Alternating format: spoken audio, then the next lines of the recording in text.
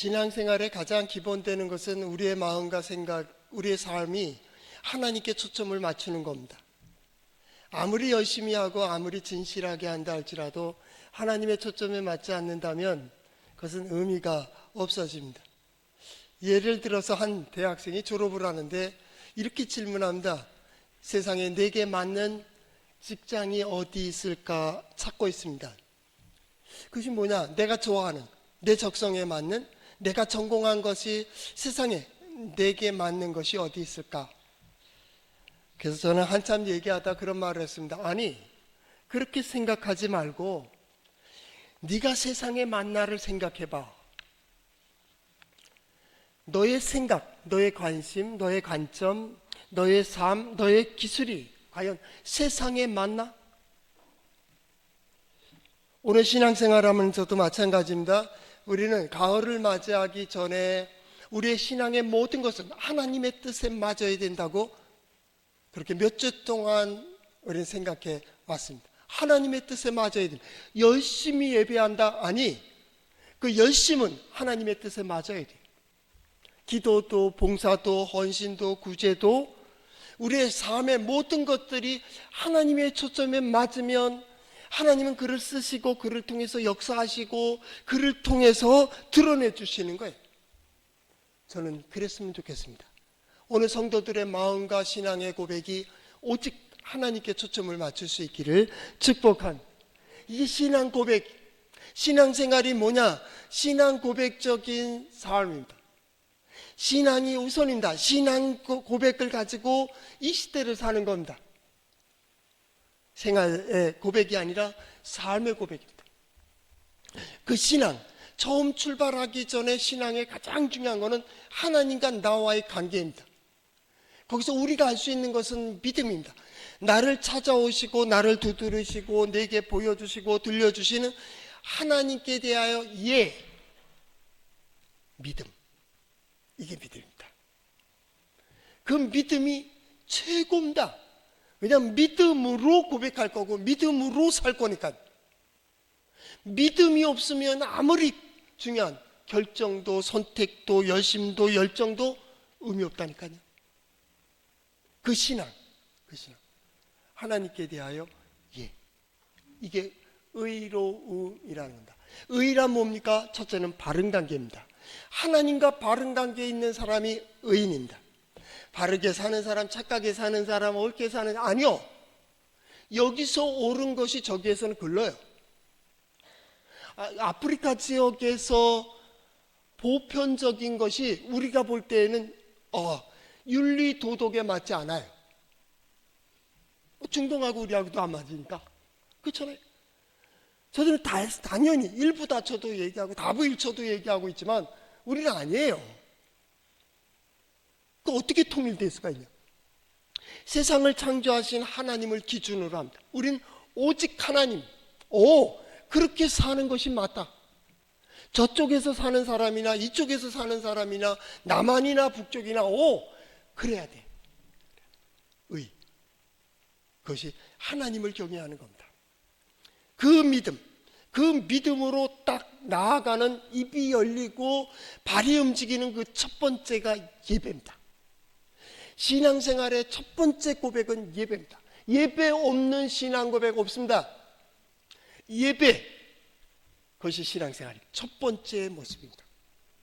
왜 예수 믿어요? 하나님께 나아가기 위한 겁니다.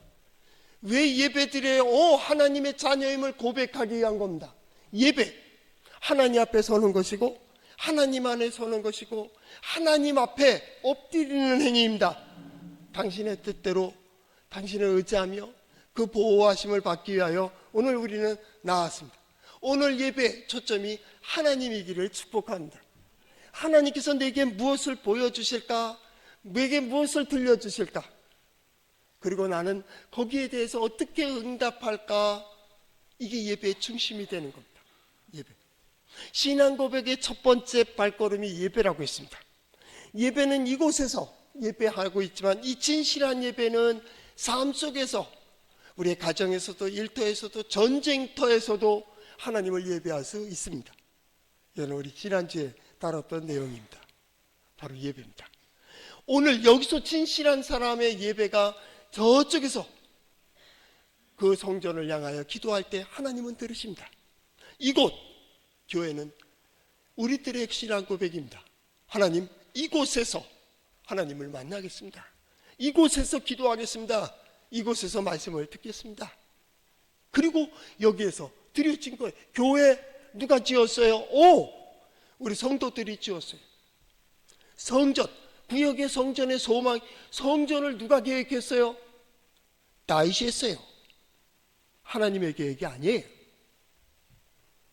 하나님은 그렇게 말씀하시지 않았어요. 하늘이 내가 머리 둘 곳이고 땅은 내 발등상이다. 모든 곳이 내가 있는 곳인데 왜 거기다 가두려고 그래? 그런 것도. 근데 다윗이 말한다. 나의 고백은 이겁니다. 그래? 그러면 기특히 여기에 허락하신 겁니다. 그리고 솔로몬이 지은 후에 그가 하나님께 기도한다. 이곳에서 기도하면, 이곳을 향하여 기도하면 하나님 들어주세요. 그래서 이 성전이, 이 예배가 우리에게는 최고의 신앙 고백입니다. 예배 드리지 못하는 순간도 있습니다. 그 상황도 있습니다. 그때 이곳을 향하여 기도합니다. 다니엘은 창문을 열어놓고 금지되었지만은 그는 왕이 큰 게 아니라 하나님이 크게 보였습니다. 하나님께 예배했습니다. 하나님께 기도합니다. 하나님께서 그를 보고 그를 들어주십니다. 그는 그 이후로 사자굴에 들어가게 됩니다. 그럼에도 불구하고 하나님은 사자의 입을 막으셨습니다. 사드락과 메삭과 아벳느고는 그 우상의 신상에 절을 하지 않았습니다. 그래서 풀무불 속에 던져지지만 하나님께서는 그들을 보호하셨습니다. 시대는 바뀝니다. 환경도 바뀝니다. 그러나 믿음은 바뀌지 않습니다. 믿음은 바뀝니다. 장소도 바뀌었습니다. 이스라엘 망하고 유다 망하고 나라가 망하고 성도 무너지고 성전도 무너져 유다와 이 땅에 살지 못하고 바벨론으로 옮겨졌을 때에도 하나님은 거기에도 계셨습니다. 그리고 믿음의 사람을 보고 그의 기도를, 그의 소원을 하나님께서는 들어주셨습니다. 예배, 그것은 우리의 최고의 신앙 고백입니다. 시간을, 마음을, 또한 물질을 드리는 이것은 우리의 최고의 신앙 고백입니다. 나의 이 시간은 나의 최고의 시간입니다. 내가 드리고 있는 이 헌실, 헌물, 헌금, 이것은 나의 최선입니다. 하나님을 향한 신앙 고백이기 때문에 예배의 그 흐름에 세 개의 기둥이 있습니다. 그 첫 번째가 찬양입니다. 하나님을 만나며 찬양합니다. 하나님 나를 불러주시며 찬양한다. 이루어주신 일들로 찬양한다. 이루실 일들을 소망하며 찬양한다. 찬양이 전체 흐름을 가지고 있습니다. 찬양은 뭡니까? 하나님께 대한 신앙 고백입니다. 찬양은요, 하나님을 높이는 겁니다. 하나님의 일을 선포하고 공포하는 것입니다. 찬양. 두 번째, 그 찬양을 받으실 하나님이 내게 무엇을 말씀하시는가? 말씀입니다. 우리가 신앙생활 어떻게 하나님의 뜻에 맞출 수 있어요? 내 기분대로요? 내 상황대로요? 내가 깨달은 대로요? 아니, 조석변인데 아침에는 옳다 그러더니 저녁에는 아니라는데, 어제는 그것 때문에 웃었는데 왜 오늘 화를 내는 거예요? 이렇게 말했는데 왜 저기서는 저렇게 말해? 그 사람은 어떻게 믿겠어? 하나님의 뜻이 뭐요? 우리는 말씀을 통해서 하나님의 뜻을 깨닫습니다. 믿음의 선진들의 역사를 통하여 이럴 때는 하나님이 이렇게 역사하시고 저럴 때는 저렇게 역사하시는구나 라는 겁니다. 말씀입니다. 말씀을 가지고 결단합니다. 말씀을 가지고 기도합니다. 말씀을 가지고 섭니다. 말씀대로 나아갑니다. 이게 믿음입니다. 믿음. 그게 말씀입니다. 저는 이 가을에 여러분의 삶 속에 하나님의 말씀이 이루어지고 오늘의 공동기도처럼 소망이 복으로 임하는 역사가 있기를 축복한, 그 말씀대로 살아갈 수 있게 하여 우리는 기도하는 겁니다. 하나님, 내가 그 자리에 설 수 있게 해주세요. 내가 하나님의 역사가 이루어지는 것을 볼 수 있게 해주세요. 전능하신 하나님, 하나님의 전능하심이 내 삶 속에 어떻게 드러나는가를 볼 수 있게 해주세요. 우리의 기도. 하나님 이것이 이루어지게 해주세요. 이것이 되게 해주세요. 여기 오르게 해주세요. 아니요. 회복되게 해주세요. 치유되게 해주세요. 성취되게 해주세요. 아니요. 우리는 그것 때문에 기도해요. 맞습니다. 하나님은 그렇게 우리를 부르시고 그걸 통하여 하나님을 드러내십니다. 더 중요한 것은 그 너머에 그렇게 역사하시는 하나님을 초청하는 겁니다. 하나님 만나기를, 하나님께서 함께해 주심을 보여주시기를, 하나님께서 역사하심을 보여주시기를, 하나님께서 내게 들려주신 대로 나를 어떻게 인도해 주실지를 기도. 하나님, 내가 거기에 설 수 있게 해주세요. 그리고 그날 그렇게 고백할 수 있도록 하나님이 인도해 주세요. 이 시대가 하나님의 임재를 간절히 소망합니다. 누구를 통해서 보일 수 있습니까? 하나님을 경외하는 자들을 통하여 볼 수 있습니다. 아, 저렇게 인도해 주신다고. 그래서 10월, 11월, 12월은 이제 엘리야를 향해 제가 엘리야를 소개하려고 합니다. 그 초입이 9월 마지막 주 오늘. 의인의 간구는 능력이 있습니다. 의인이 누구요? 특별한 사람 아니에요. 단 엘리야 능력의 성 아닙니다. 하나님은 우리에게 능력을 주신 적이 없습니다. 하나님은 우리에게 어떤 것들을 베푸시는 것이 아닙니다. 하나님 자체가 능력이시고 하나님 자체가 은혜이시고 하나님 자체가 긍휼을 베푸시는 이입니다. 저는 그 하나님이 우리 성도들 마음속에 삶 속에 일터 속에서 역사하시기를 초청합니다. 그리고 하나님은 그렇게 인도해 주실 거예요. 그래서 그 길 속에 어떻게 그 길을 걸어갈 수 있을까요? 성경에 있습니다. 한번 따라해 볼까요? 하나님의 말씀인 성경은 나의 신앙이요 나의 고백입니다. 주여 내게 무슨 말씀을 하려 하시나이까? 내게 무슨 말씀을 하시든지 그대로 하리이다.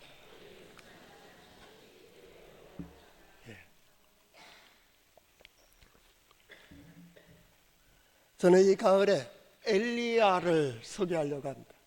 목회하면서 이 가을이 되면 제일 많이 기억되는 선지자를 대라면 저는 엘리야입니다.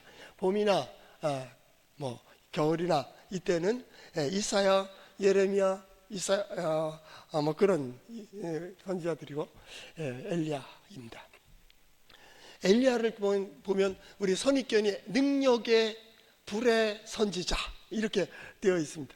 그런데 엘리야를 가만히 열왕기상을 통해서 보는 엘리야는 참 약한 존재입니다.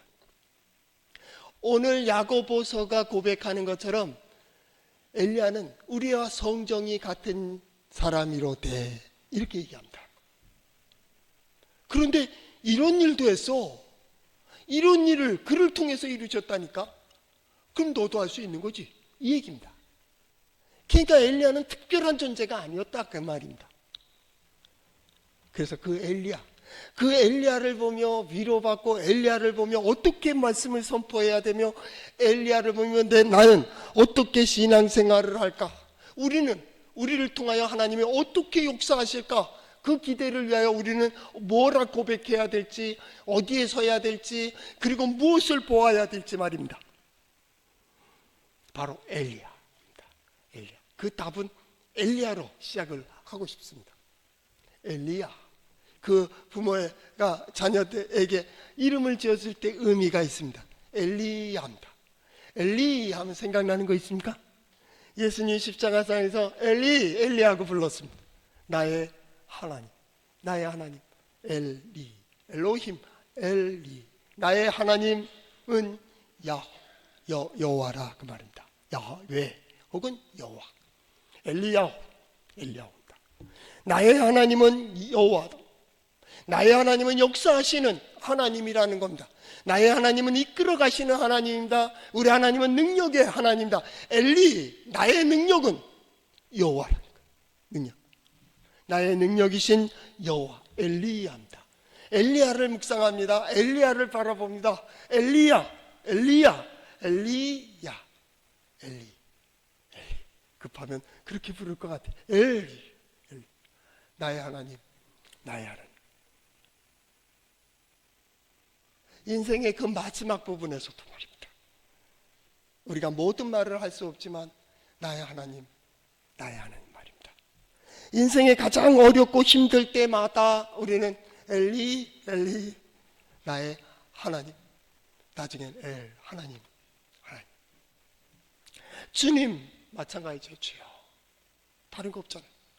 급한 마음. 어디 가다가도 거기 갈 때 누가 뚝 떨어뜨린다. 그쵸. 그분 교회 다니는 분이에요. 급하면 나오는 거 튀어나옵니다.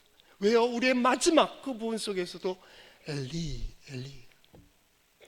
그날 오늘 내가 엘리야, 여호와는 나의 하나님, 나의 하나님은 여호와, 나의 힘은 하나님이라고 고백했다면 그날 그 마지막 고백 역시 또 나의 힘은 하나님, 여호와, 이런 고백이 될 수 있기를 축복합니다.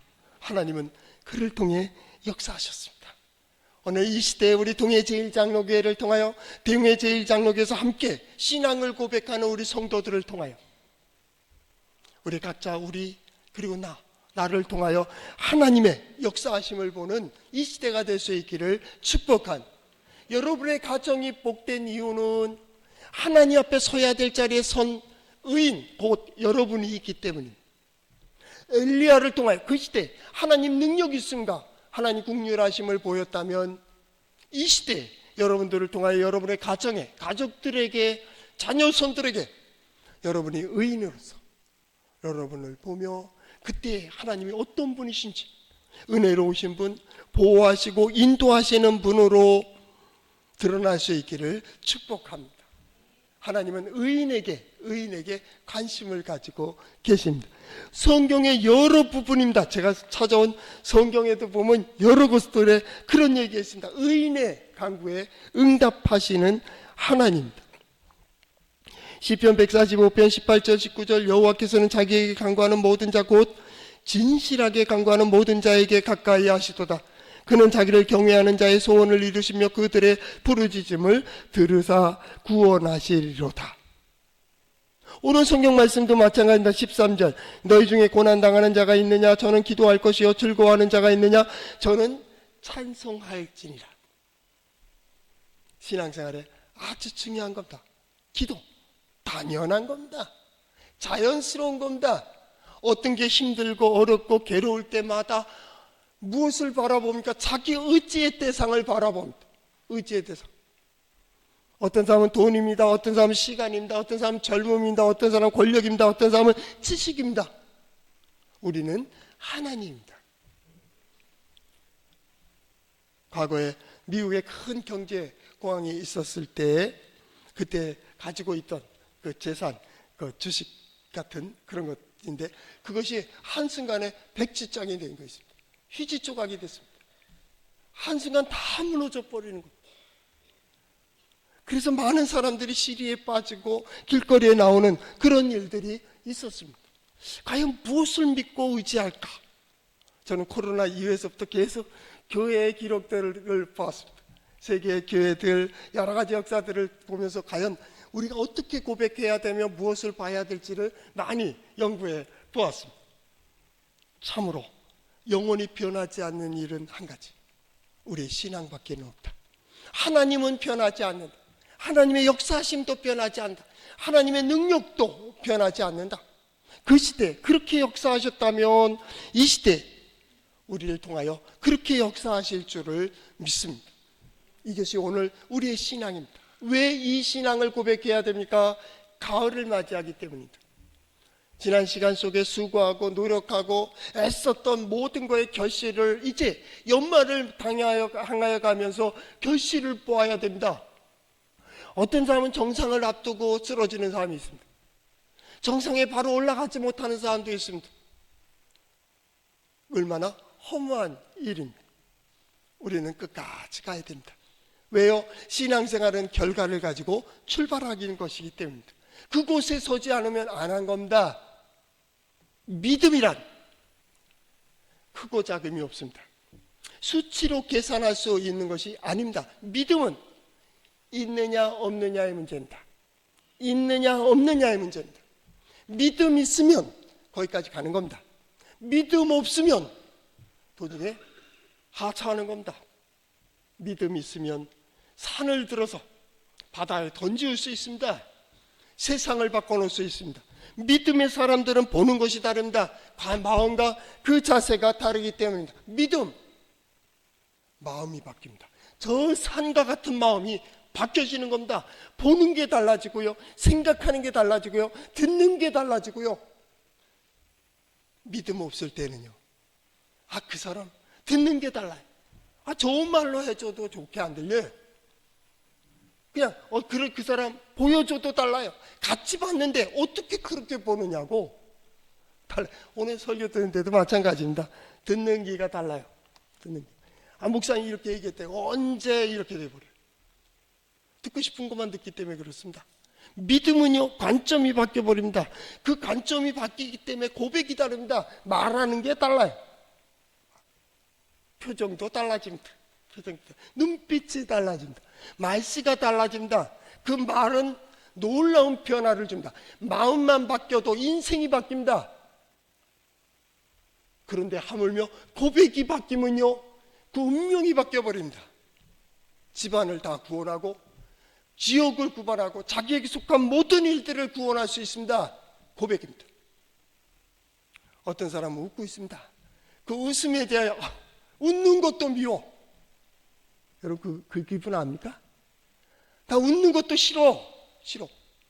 웃는 거기에 간사함이 있습니다. 거기에 악함이 있습니다. 그 눈빛이 그것을 얘기하고 있습니다. 저는 가끔 그런 얘기합니다. 어떤 책 제목처럼 맞아야 생각하는 사람이야. 얼굴이 그것을 얘기하고 있습니다. 왜요? 그 마음 때문입니다. 악한 자는 그곳에서 악한 것이 납니다. 그가 선을 행할 때에도 지혜서에 나오는 말입니다. 함정이 된다고 했습니다. 의인은 생각하는 것도 선하다고 했습니다. 선에 대한 열정을 가지고 있습니다. 언제 변할지 모르니 그걸 어떻게 믿어요? 변함없는 그를 믿고 있는 거예요. 고백, 말씨가 달라요. 말하는 게 달라요. 참 지혜로워요. 의인은 믿음의 사람입니다. 믿음은 곧 지혜의 사람입니다. 그리고 되어지는 게 달라요. 되어지는 게 달라요. 삶, 신앙생활은 되어지는 게 달라요. 신앙생활이 뭐예요? 하나님을 의지하는 이들이 받는 은혜와 복이 무엇인지를 보는 겁니다. 하나님이 이렇게 인도해 주신다니까, 하나님께서 이렇게 보호해 주신다니까, 그것이 뭡니까? 신앙생활입니다. 꽤 오래된 건데 2007년도 봄에 3월 달에 미국의 아주 충격적인 놀라운 인물이 하나가 매스컴에 나왔습니다. 나와서 자기를 소개했습니다. 그 사람의 책이 번역도 우리나라에 돼 있다고 알고 있는데 그렇게 되어 있습니다. 그 사람은 흑인입니다. 자기가 2살 때 아버지가 감옥에 있으니까 엄마 혼자 사고 이혼된 상태, 홀어머니 밑에서 성장하게 됩니다. 10살 이전에 도적질하는 걸 배웁니다. 그래서 도적질을 그렇게 많이 하게 되죠. 10대 마약상이 됩니다. 그러니까 마약을 전달하다가 운반하다가 자기가 마약을 제조해서 나중에 마약 딜러가 됩니다. 흥청하는 자가 되고요. 이것 때문에 감옥에 갇히게 되죠. 감옥에 갇히고 그 감옥에 갇혀서 오랫동안 이제 있게 되다가 이제 거의 마칠 때쯤에 석방이 되었습니다. 근데 감옥에 있는 동안에 가만히 보니까 밥 먹는 거 중요하잖아요. 먹는 것을 갖다가 만드는 음식을 만드는 게 먹을 것도 충분히 먹을 수 있고 좋아 보였습니다. 그래서 거기에 지원해서 거기에 봉사하게 되었습니다. 그러니까 주방이 일을 하게 됩니다. 주방을 일을 하는데 거기서 셰프를 만나게 됩니다. 주방장의 모습을 보니까 참 멋있었고 좋아 보였습니다. 그게 되고 싶었습니다. 그런데 그러던 중에 그가 예수님을 소개받게 됩니다. 예수 믿으면 새로워진다는 거예요. 그리고 하나님이 그것을 이루어 주신다는 거예요. 거기에 대한 소망을 가지고 이 사람이 변화하기 시작했습니다. 그리고 거기서 가석방이 되었습니다. 나와서 취업을 하게 되었고, 그 취업을 하는 가운데 아주 유명한, 보니까 2001년도에는 라스베가스 시저스 팰리스 호텔에서 최초로 흑인 주방장이 되었답니다. 그해 최고 요리사 상을 받았어요. 그런데 이것을 지금 매스컴에 나올 때에는 그 라스베가스의 아주 유명한 거죠. 벨라지오 호텔의 흑인 초홍 주방장이 됩니다. 있을 수가 없는 일이죠. 생각지도 못했던 일입니다. 거기에서 아주 큰 충격을 받게 됩니다. 그는 이야기합니다. 나는 하나님을 찾았다는 겁니다. 하나님께서 나를 그리스도인으로 만들었다는 겁니다. 그리고서 하나님은 여기까지 인도하셨는데 이 모든 게 하나님의 은혜였다라는 겁니다. 저는 그 기사를 다시 떠올리며 그런 생각을 했습니다. 하나님께 우리는 하나님이 만난 그 변화가 어떤 것인지 잘 알지 못할 수도 있습니다. 그러나 그날에 우리가 누군가가 어떻게 그 자리에 오를 수 있었어요? 어떻게 그 길에 설 수 있었어요? 라고 물어본다면 우리 또한 똑같이 하나님의 은혜였다고. 어떻게 그런 용기를 낼 수가 있었어요? 엘리야, 하나님은 나의 힘이시라고. 나의 힘은 바로 역사하시는 여호와, 살아계신 여호와, 바로 엘리, 야훼라는 거죠. 여호와라는 뜻입니다. 신앙생활에 예배, 거기에 중요한 바로 하나님을 찬양하고 하나님의 말씀을 듣고 그리고 그것을 이룰 수 있는, 그 길을 갈 수 있는 그것은 기도. 매 순간만 기도해. 그래서 기도하겠어요? 그러나 자동적으로 기도하죠. 아이들이 엄마를 찾는 것처럼 우리는 하나님을 찾아요. 하나님께서 내 마음에, 내 영으로 역사하는 거예요. 열심으로 찬양하라. 아니요. 이 마음이 바뀌면요, 소극적인 사람도 적극적이 돼요. 비겁했던 사람이 용기 있는 사람이 돼요. 사람들 앞에 나가서 마음껏 증거할 수 있게 돼요.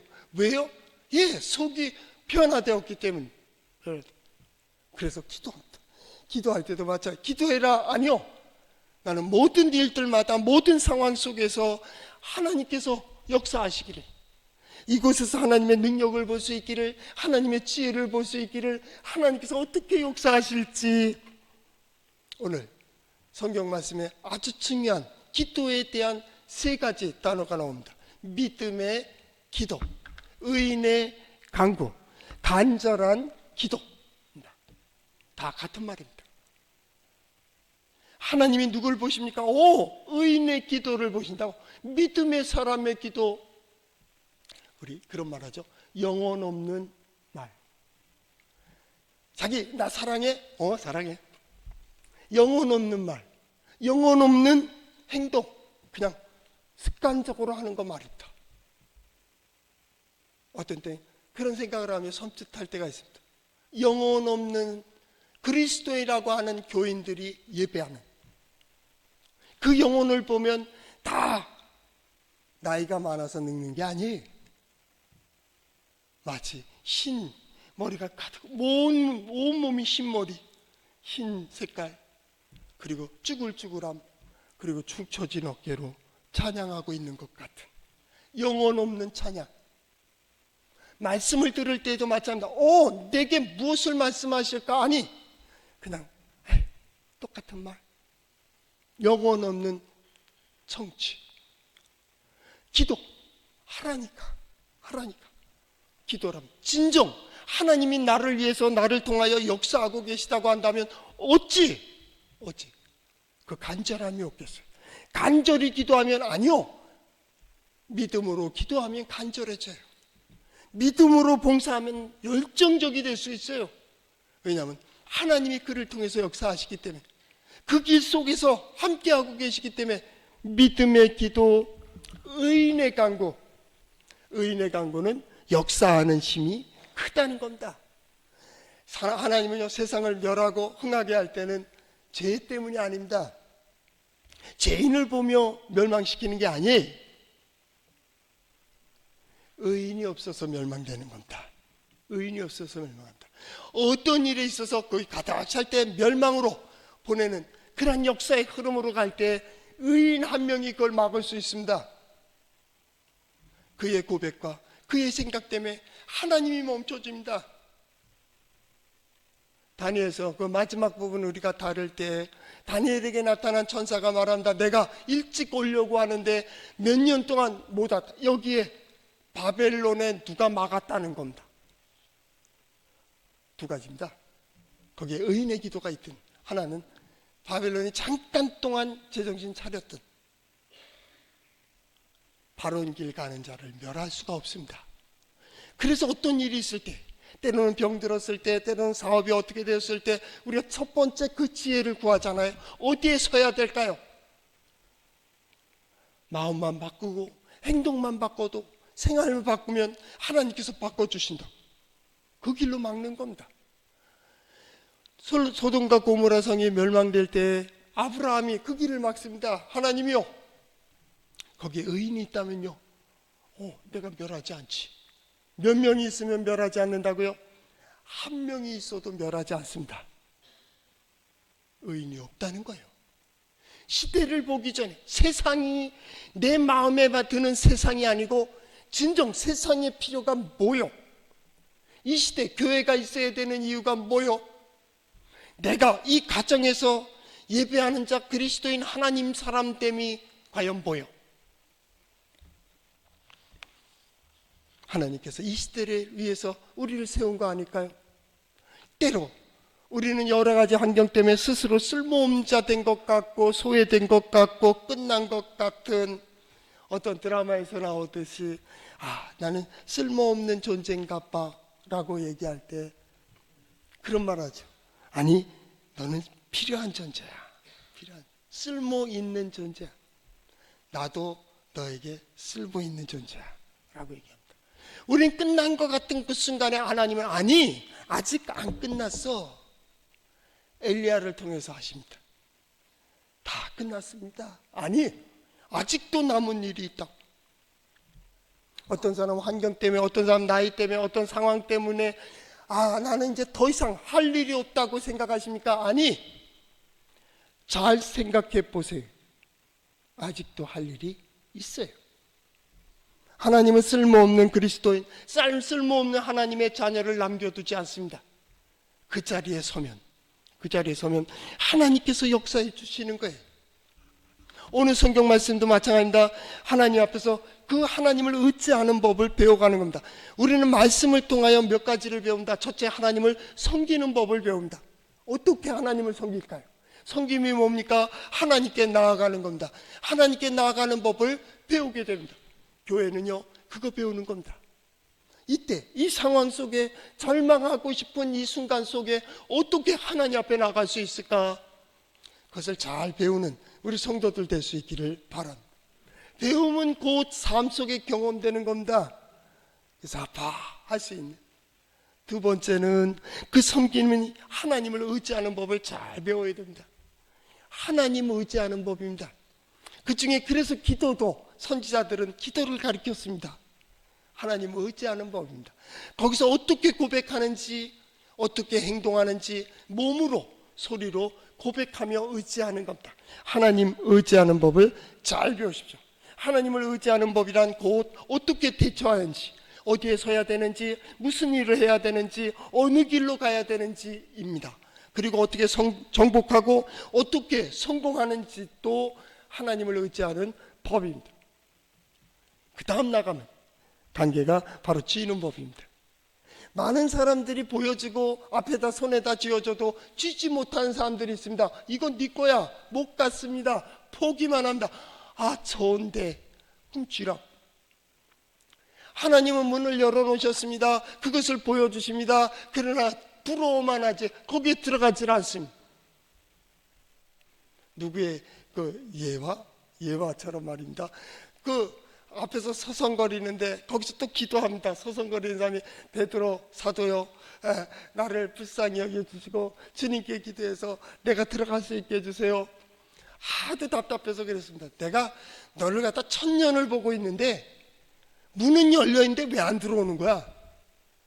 들어오지 않으면서 열어달라고, 들어갈 수 있게 해달라고. 나는 우리 성도들이 하나님께서 열어놓으신 문을 충분히 들어갈 수 있기를 축복합니다.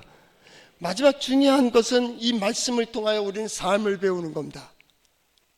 누리는 삶, 나누는 삶입니다.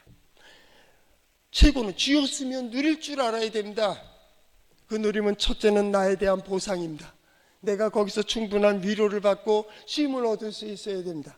내가 누군가를 도우며 거기에 기쁨을 마음껏 손을 펼칠 수 있는 그게 최고의 행복을 땅에서 매면 하늘에서 또 매입니다. 내가 그를 붙들어줄 때 하나님은 나를 붙드십니다. 내가 그를 도와줄 때 하나님은 나를 돕고 계시는 겁니다. 왜요? 그는 하나님의 도움을 받아야 될 자인데 네가 돕고 있잖아.